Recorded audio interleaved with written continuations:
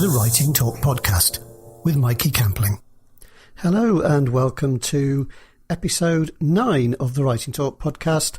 We're almost there. We're almost getting to double figures. So if you've been sticking around from the beginning, thank you very much. And if you're new, welcome very much indeed as well. So this is the podcast that's all about the craft of writing.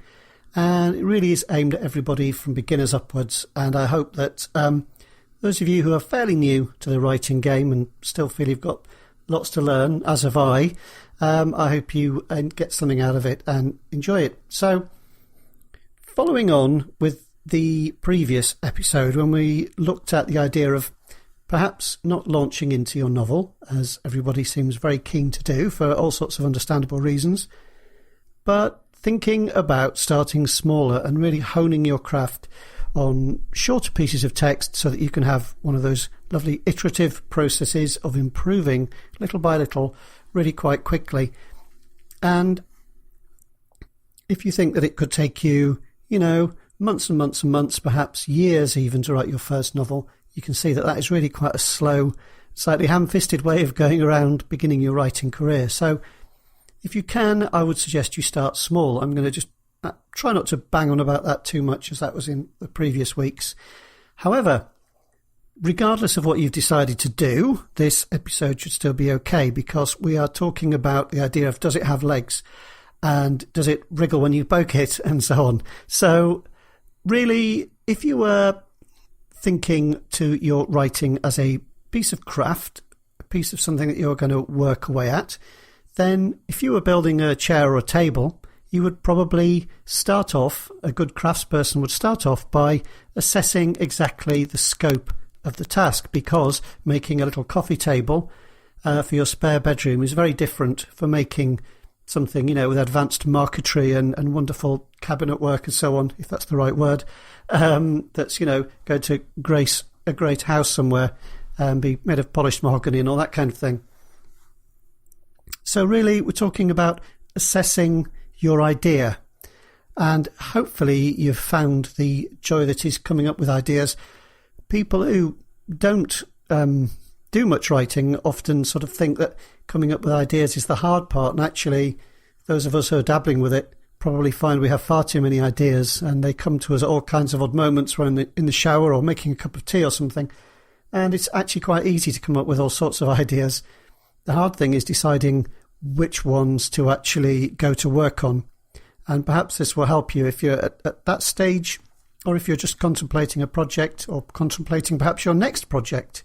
It's a step I would urge you not to miss out. So part of it is your passion about the idea. Is it keeping you awake at night? Is it the sort of thing that's in your mind all day, every day? You keep thinking about it. Perhaps you're thinking about characters or a concept or some action that's going to be in the story. However, just a little note to those of you who already have something in progress, beware of the appeal of the shiny and new. It's very easy to get bogged down in the middle of one piece and think you're going to start another. Again, this is very, very common. If you look on some writing websites, you'll find most people will admit at some point, they'll admit to have set aside something that they, really shouldn't have done in order to pick up something new and dabble about with that. And what you end up with is 5 unfinished things.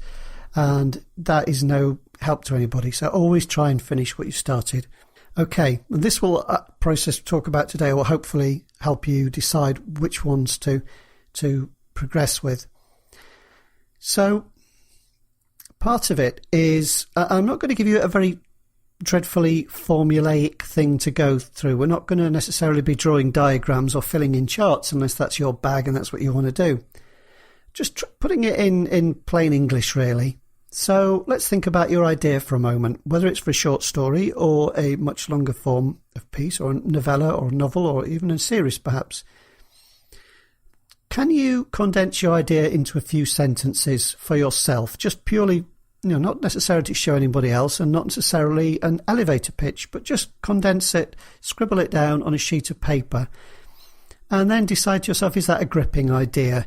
Why would anybody want to pick it up? If perhaps those few sentences were on the back of a dust jacket or on a product description on Amazon, would somebody feel like clicking on it even to look at the look inside feature? So is it going to grip us in some way and make us want to think, want to know a little bit more about it.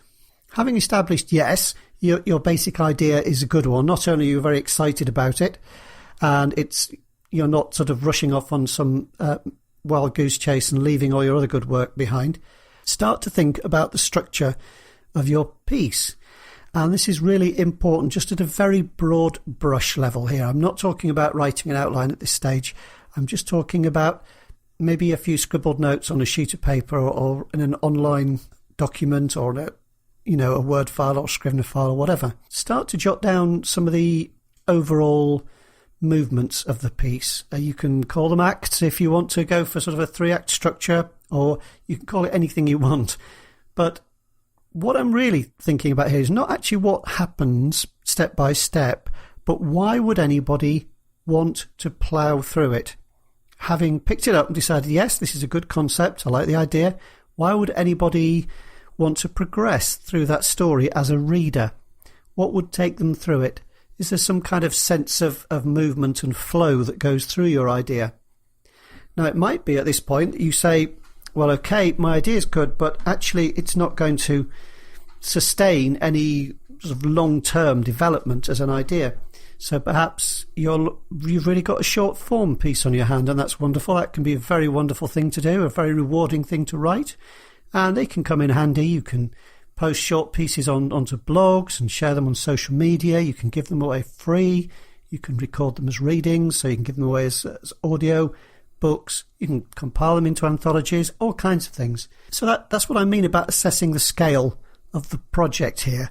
So if it seems to have a fairly thin structure where, nothing much happens, kind of boy meets girl, and, that's then something happens to them, that's not necessarily going to make a great novel length. So we're probably looking for a few more ups and downs in their life together, a few more twists and turns perhaps, to help you decide if you're going to make a long piece from it. Now, while you're thinking about it, just in general terms still at this point, and perhaps in scribbled notes, just try and decide if you've got a beginning hook, a middle development section, and some kind of climax at the end.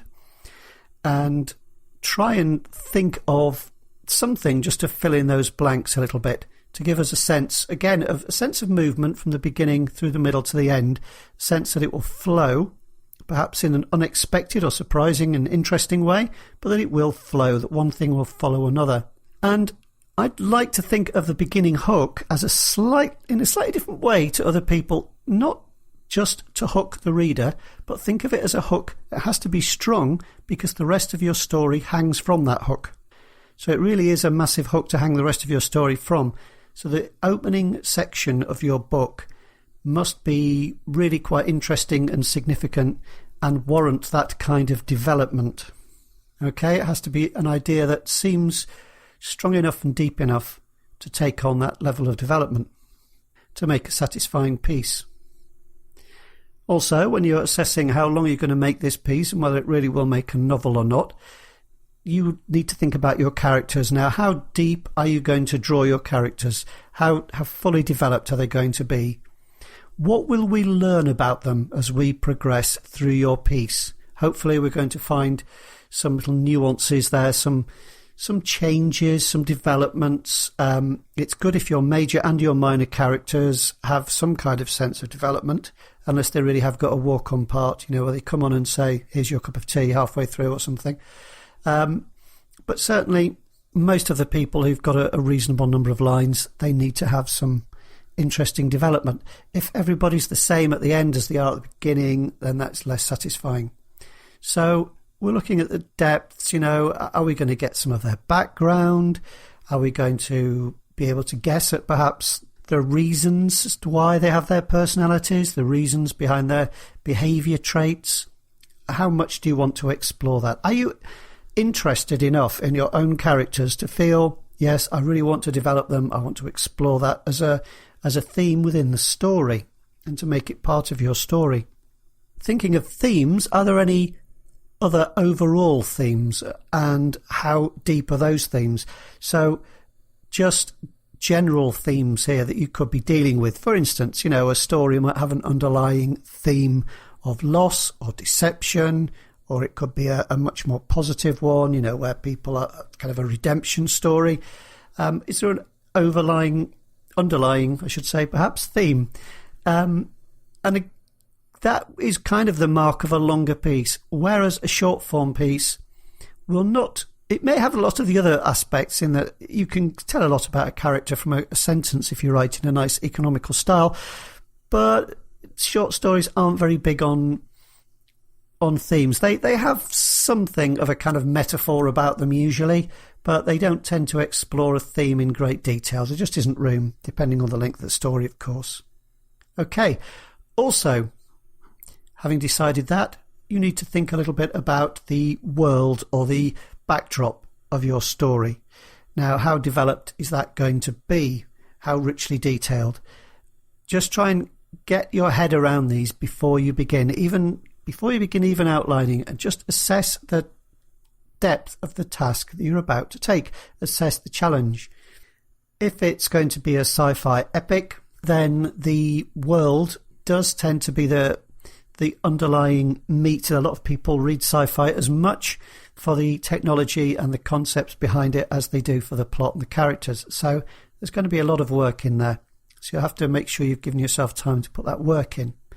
The fantasy, similarly, people will be wanting to know about the rules of the magic and so on. And any folklore or anything like that might be brought to bear, any myths and legends that might be there in the background, and so on and so forth. If it's something more contemporary, even so, the world and the backdrop will have to be developed at some point. So if you're doing, say, a contemporary crime story, you might need to know some police procedure. If you're doing a romance set in an office block, then you need to know something about what it's like to work in a huge office block. I hope I'm not banging on about that to the extent of boring you, but I'm not talking about doing a detailed thing here. I'm talking about developing that mindset where you are assessing deliberately before you really get anywhere near saying what these characters are called and what they do and so on, just assessing the scale of the project. And that will help you, because one of the reasons people give up is that they haven't made an assessment of what they're doing. And, I do a bit of DIY, and sometimes I will make a total mess of things because I haven't really assessed the detail. Whereas somebody who knows what they're doing will look at it and think, yes, I see, we need this, we need that, we need 3 bags of sand, and so on. We need to hire a concrete mixer, and they'll do it properly, and they'll turn up on the first day, hopefully, with all the equipment and materials that they need. And if you set off just saying, okay, I'm going to write a novel, chapter 1, and then you launch into it, you can do it that way. But if you find part way that you've grossly underestimated what you're about, then you're going to be a little bit disappointed and disillusioned, and an awful lot of people give up. And that's the last thing we want. Whatever you do, I would encourage you to keep at it. And just remember that you are, putting together a quite complicated jigsaw puzzle, which has a lot of metaphorically moving parts. And I've just kind of skimmed over some of them, and I hope that will be a little help. I'm going to cut that off there because I'm trying to keep these fairly short and sweet, and hopefully make sure that way that I get them out each week.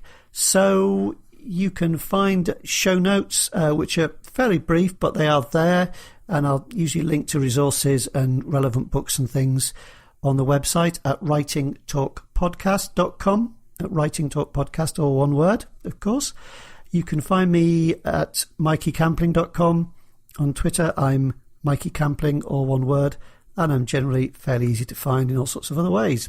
So comments, always welcome, and it's great to have questions and ideas to share. If you've got good ideas about how you go about assessing the nature of your task, then please feel free to comment on the site at writingtalkpodcast.com. And also go there, please, if you have any questions you'd like me to answer. Okay, thank you very much for listening. Keep writing, keep tapping away at the keyboard, and keep smiling, and don't stop.